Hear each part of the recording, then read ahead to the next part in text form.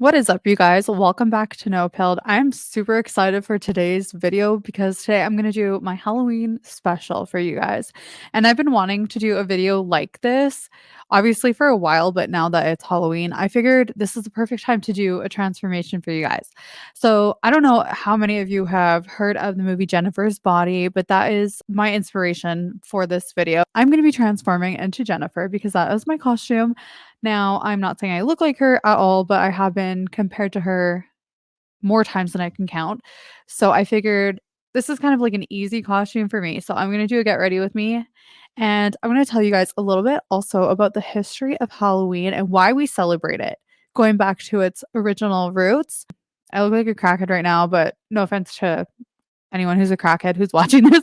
If you feel like I'm like staring into the screen like this, I have a mirror like right underneath the camera. So I hope you guys enjoy this and let's get right into it.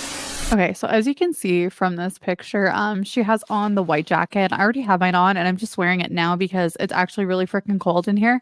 But she has on the white jacket. I also have like the hoop earrings and the necklace and everything. I even have kind of like a gray leopard print shirt. So I'm going to change to that after. I'm going to start with the makeup. And I don't know if you guys noticed, but I did color my hair for this. I color my hair all the time. It's really not a big deal for me. I try to avoid the bleach as much as possible because that's not good. But I did try to dye my hair like a dark brown to match her hair in the movie. And if you haven't seen this movie, I mean, I would say I recommend it, but it's like one of those movies that's kind of like a cult classic, and you'll either hate it and think it's really stupid, or you'll love it. And I fall into the camp of I love it. I adore this film. I've seen it probably like 50 times. I don't even know, but I like weird movies like that aren't that popular. But it's definitely picked up steam in the last few years, even though this movie came out, I believe, in like 2009. It was really not that well known back then, but with the internet and everything, people like to circulate old things and act like they're brand new. As you can see, she's got pretty simple makeup on. So I am going to start out with doing her like normal makeup, but you'll see as I go along what it's going to transform into. And it just has to do with her character and her character's transformation. I'm going to just go with my base first and foremost. So, anyways, what I did want to talk about with you guys is a little bit of the origins of Halloween and why we celebrate it. Because just like with any holiday, it evolves over time. It's a lot different from how it started out originally.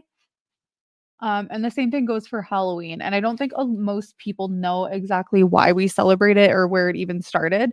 But where I live, Halloween, basically what we do is everybody dresses up in their costumes. And when it goes dark, the kids go out trick or treating door to door and they get free candy from their neighbors or drinks or whatever. There's pumpkin carving, there's creepy decorations and haunted houses and all things spooky. And I love spooky season.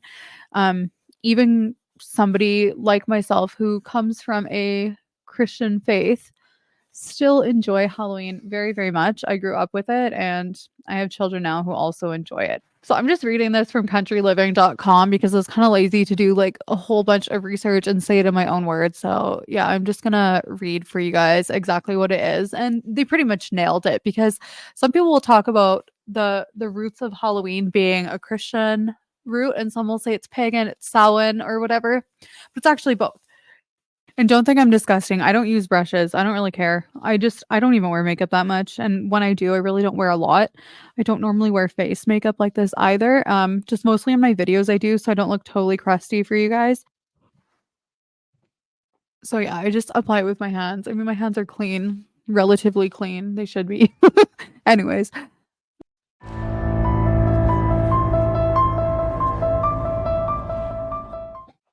now, some of you guys are watching this and are probably saying, like, oh, please blend it into your neck, put it on your neck. I'm not going to do that. Number one, it's a waste of makeup. And number two, you'll see why later on. I don't actually have to do that. So, from countryliving.com, the ancient Gaelic festival of Samhain, which occurred on November 1st, but kicked off the evening before, that's when we celebrate Halloween on October 31st, is considered the earliest known root of our secular Halloween traditions.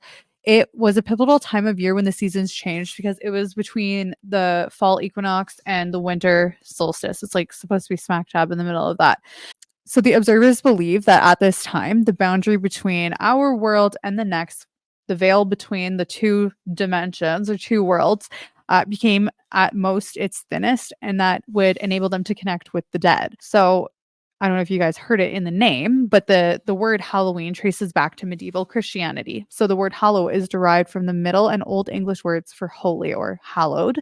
And as a noun, it could also mean saint. The Christian holiday we know as All Saints' Day was called All Hallows' Day, and the day before, when an evening mass would be held, was All Hallows' Eve, and which got eventually shortened to Halloween as we know it today. So Halloween, having its Christian roots, the Christian martyrs and saints dating back to the 4th century in Rome. That's when the celebration began.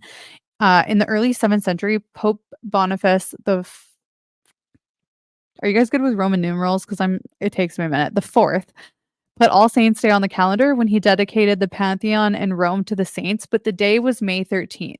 I'm just going to go ahead and do the eyebrows next. So she has like really dark, really perfect, symmetrical, nice eyebrows. And my eyebrows are kind of like a little sad, but I'm just going to use, I don't have any brow gel or anything like that. So I'm just going to use this like skinny freaking mascara.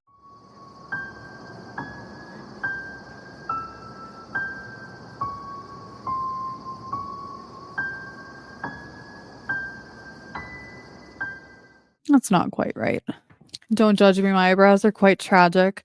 In the next century, Pope Gregory III changed the date to November 1st when he dedicated a chapel in St. Peter's Basilica to the saints. Yet another century later, Pope Gregory IV added All Saints' Day to the universal Christian calendar, officially extending the celebration from Rome to churches everywhere. With the Christian celebration of All Saints' Day on November 1st came All Hallows' Eve or Halloween on October 31st, as well as All Souls' Day on November 2nd, which is a 3-day holiday collectively called Hallowtide. Okay, so I'm gonna skip the eyes for now. I'm just gonna like save that for last because that's the hardest part, and I'm gonna have to like hold my mirror right up to my face, and I might do it off camera. But she's got like kind of like a pinky red lip situation going on, and I have this. It's for your cheeks. It's like a cream blush, but it's like the perfect color I think for this. I'm probably gonna add a little bit more red after, but again, I'm applying it with my hands. I know. Wow, I can see my breath. It's so cold in here. We actually got snow a few days ago, which is about 2 or 3 weeks too early for a normal average fall season when we get it usually here. And I'm really hoping and praying that for trick or treating, there's nothing on the ground and it doesn't snow again. And my lips look really small right now, the way that I did them. Figure out. So she's got like a gloss on. And honestly, when you guys see the end, this isn't even gonna matter. There's like a slight bit of like a face filter going on too, so it's making me like way shinier than I should be. I am pretty shiny and pale, but just extra with this camera. Um, she got like a slight bit of blush. Like I don't really need a lot of that. I can never do this right. I can never place my blush correctly. It always looks really stupid, but we'll give it a shot.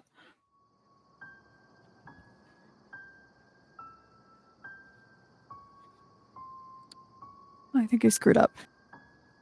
That's good enough. Because once the whole thing is put together, you're probably not even going to notice this part. Now, during the Middle Ages, as the Christian Roman holiday of All Saints' Day spread to other Christianized areas, Hallowtide traditions merged with local cultures. In Celtic regions that formerly celebrated Samhain, the local Christian Halloween traditions that arose included jack-o'-lanterns, bonfires, and costumes. So that's pretty similar today. Like we do all that stuff still. Maybe not so much bonfires. I don't know if that's maybe popular somewhere else. Comment down below if you guys do bonfires in your country for Halloween. Okay, now for the eyes. This is the hard part because I'm trying to emulate her look as much as possible. I'm definitely going to have to tweak the eyebrows off camera a little bit.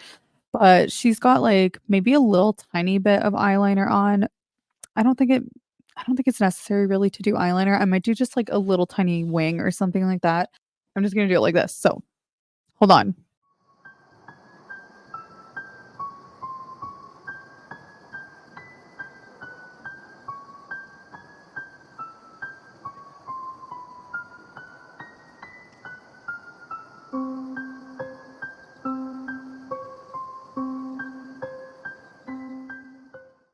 I think I'll show you guys up close. Hold on. It's super messy. I'm literally certified in makeup artistry, but I'm just there's a reason I don't practice. I'm just gonna touch up the lips a little bit because I feel like her upper lip is more like I don't more plump. I don't know. I don't even know how to. Yeah, it's maybe a bit too much sparkle.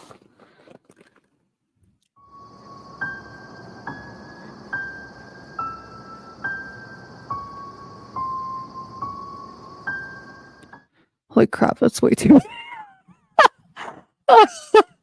Oh wow, my lips are huge now. I don't normally do like makeup like this, as you guys can tell.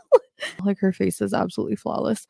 Um, before she went and got all that like weird plastic surgery and started looking like Kim Kardashian. I think I did pretty good. I'm not finished though. You guys will see as we go along. I'm gonna go from this, what you just saw, to this. So yeah, if you ever watch the movie, basically she's meant to be like a sacrifice. A rock band tries to sacrifice her so that they can get rich and famous. And it turns out that she wasn't a virgin, but they had to sacrifice a virgin. And so she got like possessed and became this like succubus that eats boys. But the early pagan holiday of Samhain involved a lot of ritualistic ceremonies to connect to spirits as the Celts were polytheistic. I am not polytheistic. I say before, I am a Christian. However, I do not celebrate Halloween as a polytheist or somebody who's trying to summon the dead. Like to go trick or treating, like costumes, and I like spooky season. I love all things horror. I absolutely love listening to scary stories. It's a little thing that you guys don't know about me. Anyways, while there isn't a lot of detail known about the celebrations, many believe that the Celts celebrated in costume. Granted, they were likely as simple as animal hides as a disguise against ghosts. So I've heard this before where people would dress up to like trick the demons into thinking like they weren't like human or something like that. They would light jack-o'-lanterns and enjoyed special feasts. And over time, Christianity took over and the pagan undertones of the holiday were lessened. So a lot like most holidays, were originally pagan. And then when Christian influence came in, they turned into a more positive Christian, lighthearted, Jesus centered thing. So the Irish custom of lighting jack o' lanterns to ward away evil spirits came to have a Christian themed allegory attached to it. A character named Stingy Jack outsmarts the devil and avoids hell, but his sinful dealings keep his soul out of heaven. Instead, his soul roams the earth, lighting his path with an ember held in a carved radish. Other mystic rituals of earlier times evolved into more lighthearted fun and games. For example, the somewhat heavy concept of connecting to the dead was replaced with the more lighthearted idea of telling the future. Bobbing for apples, for example, became popular as a fortune telling game on All Hallows Eve. Apples would be selected to represent all of a woman's suitors, and the guy, or apple, she ended up biting into would supposedly represent her future husband. In fact, Halloween previously posed a huge matchmaking opportunity for young women in the 19th century.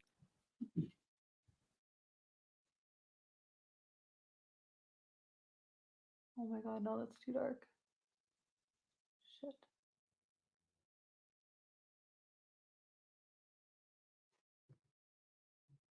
There, now that it looks like I drew my freaking eyebrows on with a Sharpie, I think we're getting closer. I don't worry, I'm gonna blend it.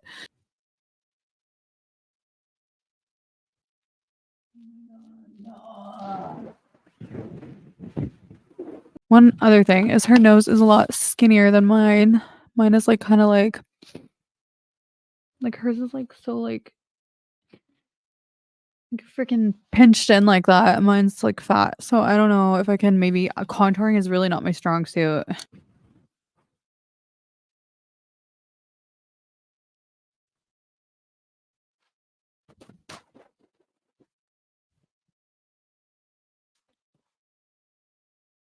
You know what? That's just gonna have to do. Honestly, it looks atrocious in real life, but it looks kind of decent on camera, and that's all that matters right now. So here we are so far. Now I know I absolutely don't look like her, but the only thing that looks like her kind of is just like I think I got the eyebrows down pretty good and my hair now that I dyed it. So we're gonna go from that, and that was just the base. So we're gonna ruin all of this glorious perfection and we're gonna turn it into this because again, I am a cold-blooded killer. my gosh. I found my perfume. I don't know why it was in there, but I've been looking for this. And it's almost empty. I do have fangs, but I don't know if I want to wear them because I wear a retainer every single night. I hate having stuff like that in my mouth, and I'm not going to do it if it's like not necessary. Because I have had braces before, and I do wear my retainer like I'm supposed to every single night. My hands are turning purple. It's actually very, very, very cold in here. Don't look at my nails. They're gross. I have fake blood. I've got this fake basic blood. And this Blood FX fresh drying. So I don't know. I guess we're just going to try them out, and we're going to try and I don't want to do this. She's got it like around her nose, all over her lips, and then dripping down the side of her mouth, like down her neck. Now she has it all over her white jacket, which makes sense because she just got brutally murdered. But I really like this jacket. Whatever. It's like it's inspired. It's not going to be an exact replica. Oh, there's two in there. That's fancy. That feels disgusting. Oh, they have a giant cold sore. Ooh, that blood actually looked kind of legit. Not bad for like $4. Gross. I did do like special effects makeup when I was in school, and I was actually good at that. Like I wasn't good at the, bridal makeup and stuff. I was good at like making people look disgusting. And I remember one time when I was in school, I did like a fake cut on my arm, and it looked legit, and I sent it to my husband, and he was like freaking out, and I had to put my phone away because I was at school. And so he was trying to message me and find out what was wrong. And I couldn't answer him until afterwards, and he was like, "What the hell?"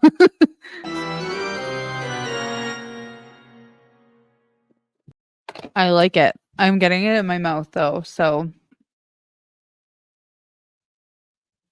an early precursor to trick-or-treating is believed to be souling, which is the tradition of going door to door asking for soul cakes, a treat similar to biscuits, in exchange for prayers for the dead in purgatory. So this is like kind of like a Catholic thing.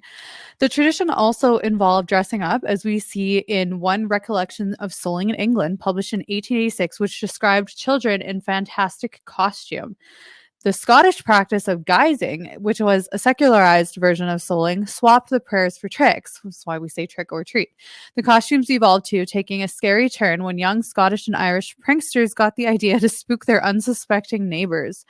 Eventually, it evolved into the tradition of trick-or-treating in the United States. I'm not in the United States, but we do the same thing. We do everything America does. The candy-grabbing concept became mainstream in the early to mid-1900s, during which families would provide treats to children in hopes that they would be immune to any holiday pranks. When I was a kid, sometimes people would say, like, I know nowadays they don't really tell you to do tricks, but sometimes they would tell you like you had to do a trick, and that usually it was like something like singing or just doing something stupid like that. But you still get candy anyways.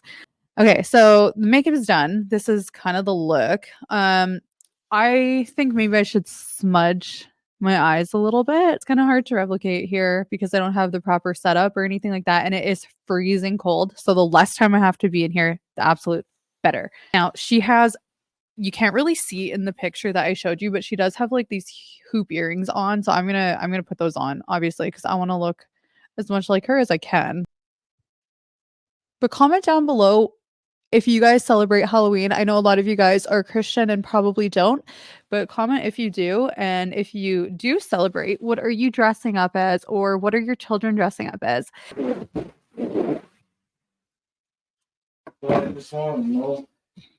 Okay, you guys, so that's the makeup. This is the hair. It's as close as I could get it. I hope you liked the history of Halloween and Samhain and its pagan roots as well as its Catholic roots.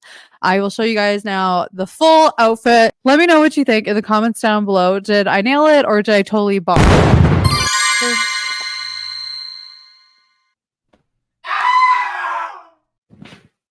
Thank you guys for watching. I really hope you liked this video. Happy Halloween. Subscribe to Nofield if you have not yet subscribed. Like and share this video and ring the bell for notifications so you don't miss a single episode. I will see you guys in the next one.